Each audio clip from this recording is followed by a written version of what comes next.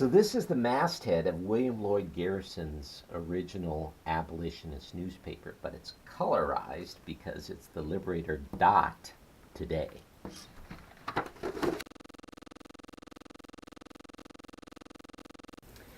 Wes Jackson was once with his friend Wendell Berry, and he was describing an exchange he had had with an agricultural economist at a land-grant university.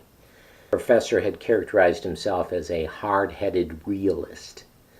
Wendell Berry responded with, "Well, Wes, a hard-headed realist is usually someone who uses a lot less information than what is available."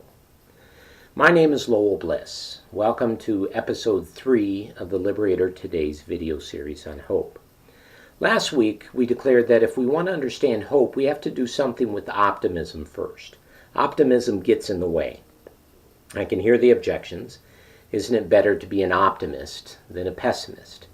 Hasn't optimism accomplished much in this world? Yes and yes, I suppose. But my question back is this: why do we assume that the only alternative to optimism is pessimism? Why do we think that idealism and realism have to be opposites in some sort of A and non-A duality? Wes Jackson, after hearing Berry's comment, said, I wrote that quotation down as Wendell continued without pause to counter the economist's argument.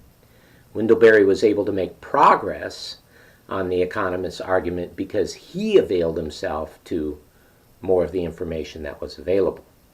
This perspective is similar to Einstein's more famous quotation, "A problem cannot be solved at the same level of thinking that created it." When I say that we must deal with optimism, that does not mean that we must suddenly turn into pessimists or cultivate hard-headed realism. Instead, we must shift optimism to a new position. It must move over. It won't cease to exist. Instead, it will occupy a different space and serve a different function. We'll look at optimism's new location in the next episode with a little help from G.K. Chesterton. For now, let me illustrate what I mean by shifting things around by using one of my favorite birthday gifts ever. This is the puzzle known as Rush Hour.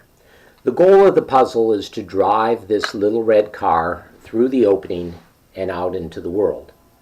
Let this red car symbolize the hope that we wish to see emerge in our lives. The dilemma is that there are things in our lives which occupy the space where hope wants to be, where hope wants to take us. Now, this configuration doesn't make it impossible for the car to escape, but it does make it difficult.